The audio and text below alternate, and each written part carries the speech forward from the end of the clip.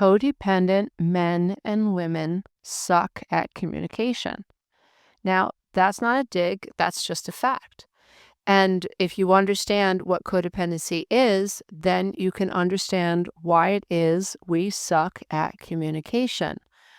In order for me to communicate clearly to you, I need to know who I am, what I think, what I feel.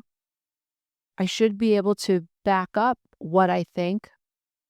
I should be able to back up why I feel what I feel. I should have enough self-confidence to be able to tell you how I feel and share with you how I feel without focusing on the outcome. When codependents communicate, they are focused on the outcome. They are focused on avoiding abandonment. They are focused on what you think about them. They are focused on the fear of what you might think about what they think. This is not their fault. A codependent person is not broken. A codependent person is not stupid. A codependent person is stuck. A codependent person is wounded. A codependent person lives below and from the veil of consciousness.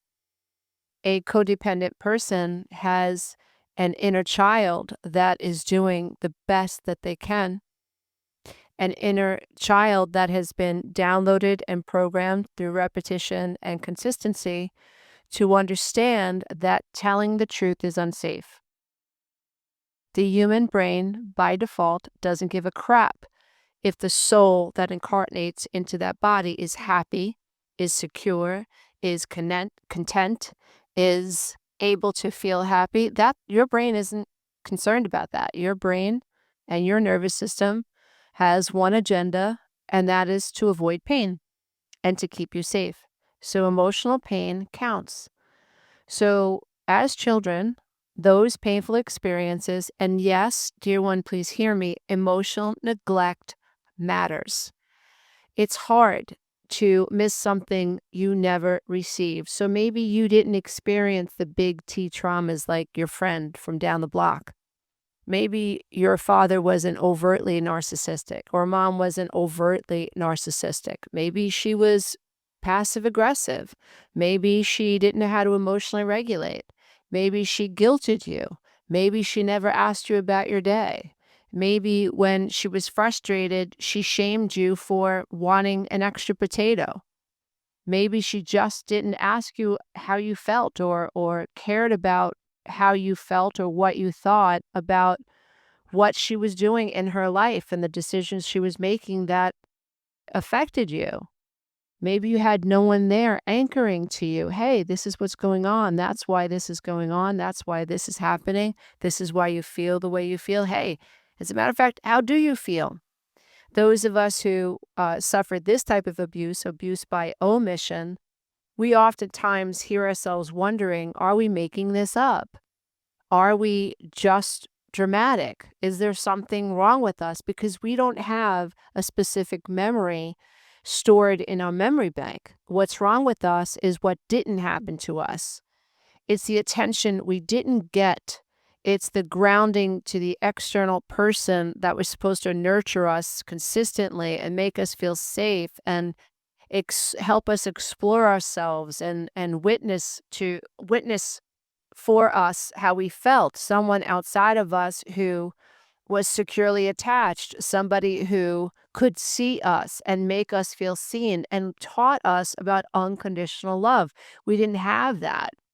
And so our memory bank might not be full of a bunch of terrible big T traumas, but we'll still feel this emptiness. We'll still feel like there's a hole in our chest. We'll still feel incomplete. We'll still feel unworthy. We'll still feel anxious and depressed and nervous about relationships. We'll still suffer from low self-worth and low self-esteem and a loss of identity. We'll still suffer from being afraid to communicate what we really think and how we really feel. So our communication will suck. If you ask a codependent what they want to do on the weekend, they don't know because they have been wired to worry about what everybody else wants to do on the weekend. And they've been wired to rescue everybody else and to worry about everybody else. And that's not their fault because worrying about the self, that caused pain and suffering. It wasn't safe to express ourselves as codependent adults when we were children. When we were children, it was not safe to express our emotions. It was not safe to say, hey, mom, hey, dad, I'd like to do this. And besides that, no one asked us. And if we had really unhealthy parents, really emotionally immature parents who are toxic, and they were so caught up in their own pain, maybe because of their own trauma, then we grew up feeling invisible. And so we are egocentric when we're children, which means we assume everything is our fault. So if I'm unable to get mom's attention, it's not mom's passive aggressive or mom's a covert vulnerable narcissist or mom's codependent and is too afraid to divorce her husband and so therefore all the kids have to suffer. It's none of that. It's I'm not worthy enough for my mom to pay attention to me. That's how that gets translated and impressed. That's the message I receive as a child. If I have a dad who's aloof and who is very an angry person and he's demonstrative and only talks to me when he's disciplining me, I don't think my father has issues. I think it's my fault my father can't connect to me. And so what happens then is that we grow up and this flips. It's still subconscious, but then what ends up happening lots of times is that we we rather than think it's just us, we start to think it's our partners. They don't understand us. Our siblings don't understand us. Our mothers and fathers don't understand us. Our boss doesn't understand us. We can't figure out why it is that the people outside of us just don't have a clue as to how hard we're trying to please them. And that's because as children, we thought it was us. And then when we grow up, we think it's them because our programming is I'm doing everything I can to please you. Like, why isn't this working? Why do my children keep moving away from me? Why do I keep finding myself in issues with the people that I attract into my life? Why do I always worry about being abandoned? Why am I so afraid to speak up? Why am I always the last to know? Why do I always feel like I'm missing out? Why do I always expect people to worry about my emotions? Why can't I just let go and have fun? Well, if you're codependent, if you had a narcissistic parent, if you grew up with alcoholic parents, fun is equal to unsafety. It was not safe to have fun. I remember being a little girl and being so confused, like my mind would just like short circuit. So I remember laughing a few times and being shamed for laughing. I was too loud. Like, what are you laughing about? What are you so happy about? So I internalized that to mean, oh, it must be bad to be happy. So to make them happy, I should be sad. But then that didn't work because then my mother would call me a cold fish. You're such a cold fish. You have no emotions. And I remember like feeling like a zombie and numbing out and dissociating because I couldn't figure out how to be. And all children look to their parents to help them understand how to be. That's what all children do. Now, that's not our fault. That's just Psych 101.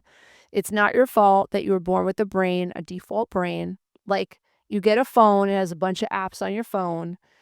You have a safety app on your phone to avoid water damage or whatever. There's an alarm on your phone. Well, your brain is wired that way. So your soul bloop plops into this body, if you believe in that stuff. I happen to. So your soul plops into this body and it has to operate in a 3D world with a 3D operating system. That is your brain. Your brain comes pre-wired to avoid pain, to seek safety. The problem is, and this is what I teach in all of my coaching programs, The problem is that when you are wired to avoid pain, you're also wired to love the self. You're also associating pain with loving the self. It's not safe for you to love the self. It's not safe for you to be authentic. It's not safe for you to have fun. Why? The next shoe is going to drop. Something bad is going to happen because you have no experience of being able to be carefree as a child. You have no data for that. So the brain is always going to default to the familiar, which it considers safe. So if it was safe for you to be hypervigilant and to seek approval and to avoid your mother's criticism, so you had to learn to smile on cue and act like you didn't have 103 fever because that would just throw a monkey wrench into her day. So you learn to pretend. So you associate safety with pretending. That's not your fault. And that's why I created the 12-week breakthrough coaching program, because this is not something that you can work out. I don't think it didn't work for me. I went to 5 or 6 therapists before I finally applied this knowledge to my own life.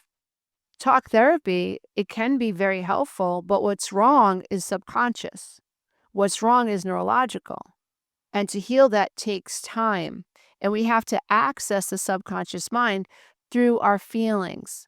Now, the issue that we'll have in therapy, I think, is that for me to undo the damage, I have to rewire my mind and my nervous system to believe that it's safe to be myself. Now, when I start healing, and I look outside of myself as a codependent person who communicates so poorly because I just worry about what you think about me, and I don't want to rock the boat. I just want to sweep it under the rug, and I certainly don't want you to hold me accountable for when I go off the rails. Oh, I just want to people please and people please and people please and make everything okay and make believe I didn't say that, and I will fawn after you. I will fawn after you as a codependent, and I will confuse you because I don't know how to access that level of accountability where I can look at myself and accept that I made a mistake. See, that's whole object constancy. And wounded inner children don't have that. They see themselves as good or bad. They see you as good or bad. So we have to grow up. We have to help people grow up and develop the life skills that they didn't get as adult children of alcoholics or grandchildren of alcoholics or people born to narcissistic parents or even codependent immature parents. We have to teach them the life skills that they never had. And in addition, we have to help them rewire at the subconscious level.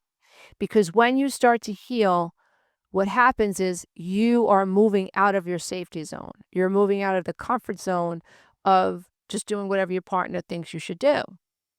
Ooh, that's scary. You're moving out of the comfort zone of saying yes when you or saying no when you want to say, when a part of you wants to say yes. The old part of you is going to want to say, yes, of course I'll walk your dog. But the real you is like, no, I'm done. I'm not walking your freaking dog, right? That's scary to you. And your brain is going to want to pull you back into those familiar patterns. Amy, the amygdala, and Harry, the hippocampus, are, I call them sisters. And there's a sister and a brother. And they live on a couch inside your limbic brain. And they pull the shades closed and they lock all the doors, and they're really afraid of doing anything other than what they know they've already survived. And so if I've already survived my narcissistic mother, my narcissistic father, I've already survived all of this chaos as a child. I've survived it. How did I survive it? By toning myself down, by not having an opinion, by running away when things get rough, by hiding, by isolating, by being really, really quiet at the dinner table and allowing the abuse to happen, allowing the sarcastic comments to happen, and never defending myself. That's how I survived, just stuffing my emotions and stuffing my emotions. That's what I'm going to do my entire life until, of course, I collapse, I get MS, I get migraine headaches, and something else happens. I get arthritis, something terrible else happens that causes me to really self-reflect on what's happening in my life. And that's our journey. That's so many of us as codependents. That is the wake-up call when our physical health starts to decline. At least we're waking up. That's what I say. But as we start to wake up, what happens is healing requires us to get out of the comfort zone. So it requires us to learn how to be uncomfortable or be comfortable with being uncomfortable.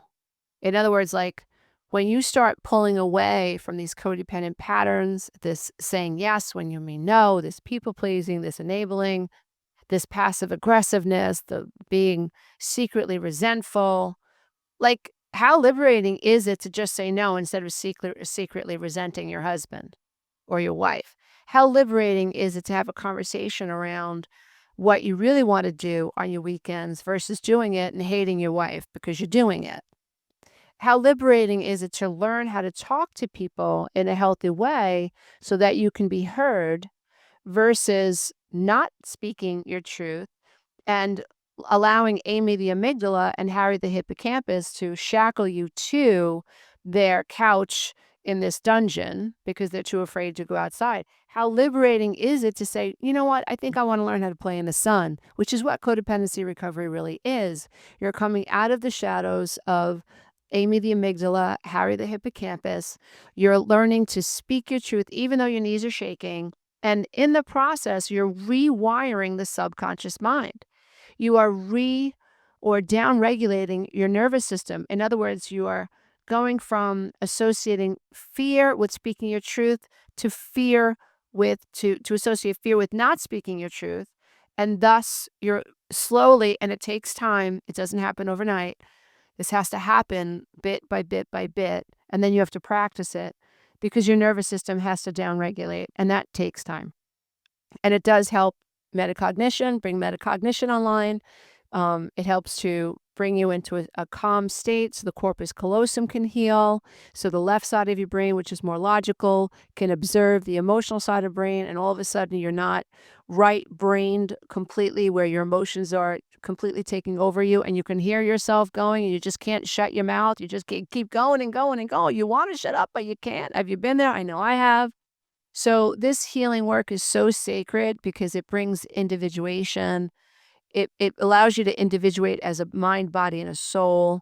It creates integration of the left side of the brain, the right side of the brain. You develop heart and brain coherence. You operate from neo, the neocortex. Isn't that funny? Neo, the neocortex, like the Matrix. You operate from higher states of consciousness. You're not a child anymore. You've grown up neurologically. It's so interesting to me that when we're children, we're small. And when we're wounded, our pathways are small, they're short, and they're wired to Amy the amygdala and Harry the hippocampus. And as we grow in personal development, as we heal codependency, as we confront the narcissistic abuse in our life and we deal with those wounds, the neurological pathways start to get longer. And suddenly we don't have a short fuse. Our skin isn't so thin. We're not so worried about what people think about us. We give them permission to think what they want. You talk about liberation. I am not responsible for your faulty perception of me, knowing that you see me through your lens. Like, that is freaking liberating. Like, nobody can control you at that level of consciousness. Of course, you need a hefty dose of accountability. You can't walk through life not caring how you treat other people. But when you get to that point where you know that you're enough, you're walking by grace, you're kind, you're just not going to be as agreeable for the sake of keeping other people happy at the expense of yourself anymore. That is grace. That is amazing. And that is the path to higher consciousness. And that is the path to learning how to communicate with other people to get your needs met in a healthy way. Now, there will be a point of destabilization. What I mean by that is when you're going through a state of transformation, the old stuff has to die off. I believe that as you go through this process, the people and the relationships that were meant to stay in your life, they're good. They'll be by your side throughout the whole metamorphosis, through the whole transformation. The people who were not meant to be in your life, and this includes family, I hate to say it, but it does. It can include your mother, your father, your sister, your brother, aunts, uncles, cousins. It just can. As you're going through this process, the people that will celebrate you and who really have your back and who love you and who are not condemning you, who are not hoping that you fail, who are not listening to you waiting for you to make a misstep or speak out of turn, who are not hoping that you'll fail in business, who are not secretly stalking you on Facebook, just waiting for an opportunity to hurt you and say something nasty about you. Those people will be eliminated from your life. And I find, and I have found coaching thousands of people now, that it's not something my clients have done. It's generally the actions of the other person make it easy for the codependent person on the healing path to say, okay, now it's done. Very, very interesting. Sometimes it will have to be you where you're going to have to say, no, I'm not doing this anymore. But as you transcend and you come to the other side, what will happen is there will be a point of destabilization where what is not of you and not of your greater good is going to burn off. You have to develop the stainless steel spine and the grit to withstand that fire. Remember, steel is galvanized through fire, and diamonds are created under pressure. You have to remember that. And the only way for you to become your true self is to be able to withstand when things happen that feel destabilizing, when you start to honor the self and you start to get out of your familiar comfort zones. Remember, speaking on behalf of the self doesn't feel safe to a codependent. And so you have to understand that speaking on behalf of yourself is going to make you feel really uncomfortable and really unsafe. But that is the only way to get to the other side. And as someone who has gotten to the other side, and sometimes I backslide, but thank goodness I have the tools now. I have the education. I have the wisdom now. I have the knowledge. And I have the skills and I have the commitment and the grit. I understand where I'm going. I understand where I went wrong. I can get back in the back on track and back in the saddle real quick. So I hope this has been helpful. And if you would like to learn about how I can help you ascend codependency, please visit www.lisaavermano.com/12WBCP. This is the 12-week breakthrough coaching program that can help you ascend the patterns of the past so that you can experience self-love and learn to communicate from your heart without fear. And that will net you the most meaningful and abundant life ever. Namaste as I bow to the love and light that is absolutely in you. Until next time. Hey, if you love this content, don't forget to check out the next video, and you can go to my website and take the codependency quiz.